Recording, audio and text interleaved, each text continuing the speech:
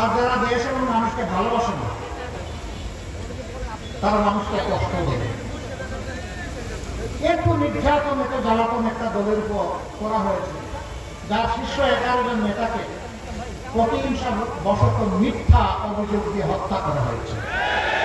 1000 কর্মীকে দুনিয়া থেকে বিদায় দেওয়া হয়েছে, যারা বিচারের বিটা পর্যন্ত চোখে দেখে নাই। কোথায় কিভাবে মেরে খালে মিলে তাদেরকে ফেলে দেওয়া হয়েছে সে দুঃখের কাহিনী এখন বলার সময় নেই। সবগুলো অফিস বন্ধ করে রাখা হয়েছে 13.5 বছর। দলের নিবন্ধন কেড়ে নেওয়া হয়েছে, প্রতীক খেয়ে হজম করে বলার চেষ্টা করা হয়েছে। দিশাহীন শেষ পর্যন্ত দলটাকেই নিষিদ্ধ ঘোষণা করা হয়েছে। নেতৃবৃন্দের বাড়িঘর বোল্ডোজার দিয়ে ভেঙে চুরমার করে দেওয়া হয়েছে।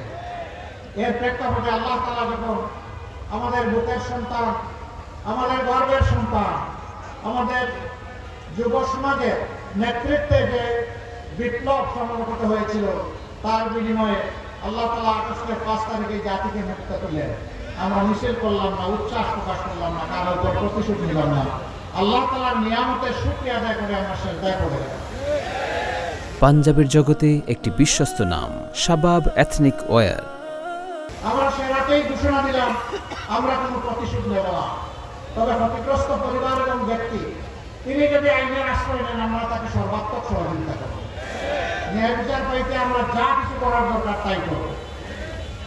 আমরা আমাদের সহকর্মীদেরকে অনুরোধ জানালাম, আপনারা শান্ত থাকুন, জানি অন্তরে অনেক কষ্ট, এবং দেশের শান্তি শৃঙ্খলা ফিরিয়ে আনতে নিজেরা অবদান রাখুন।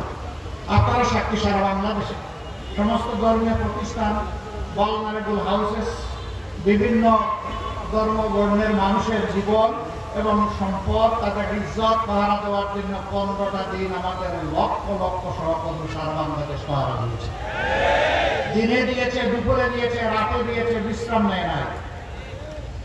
কেন? আমরা এই দেশকে ভালোবাসি।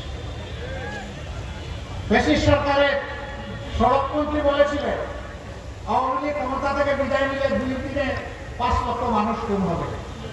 আল্লাহর অশেষ মেহেরবানি, 5 লক্ষ নয়, 5,000 নয়, 500 নয়, 5 জন নয়, 2 দিনে খুন হয় নাই।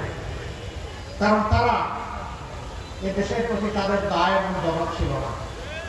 কিন্তু তারা আমার বলতে যে দেশবাসী আমার অমুক নাই, তমুক নাই, আপনারাই আমার সব।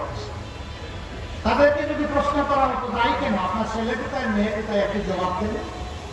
তারা কি এই দেশে থাকে? তাদের কোনো জবাব ছিল না।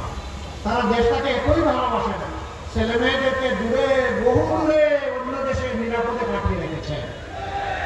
আর মানুষের রক্ত আর সম্পদ নিয়ে বাংলাদেশে তারা খেলা করেছে, জীবন নিয়ে খেলা করেছে।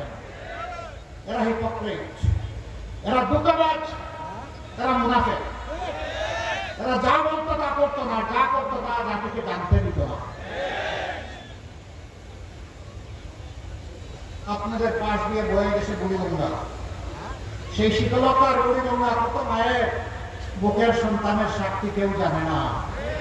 তাদেরকে হত্যা করে বুক এবং পেট ছিঁড়ে সেখানে ইট ঢুকিয়ে দেওয়া হয়েছে, তারপরে গামছা দিয়ে বেঁধে নদীতে ফেলে দেওয়া হয়েছে। কারো সাথে আবার জমাট পাতা সিমেন্টের বস্তা বেঁধে দিয়ে তাকে নদীতে ডুবিয়ে দেওয়া হয়েছে। কাউকে আবার টুকরা টুকরা করে মাছের খোরাকে পরিণত করা হয়েছে। তারা ফিরে আসবে না, এই মাগুলো আর তাদেরকে ফিরে পাবে না। আমরা এই সমস্ত পরিবারের কাছে যখন গিয়েছি, তাদের চোখের কোনায় পানি দেখি নাই, রক্তের ফোঁটা দেখেছি। রক্তের ফোঁটাগুলো ছিল তাদের আপনজন প্রিয়জনের, যাদেরকে তাদের বুক থেকে ছিনিয়ে নেওয়া হয়েছে। এত গেল এক দল, আরেক দলের অবস্থাকে জিজ্ঞেস করতো, বাবা আমার ছেলেটাকে বেঁচে আছে নাকি চলে গেছে? যদি বেঁচে থাকে তোমরা কি জানো কোথায় আছে?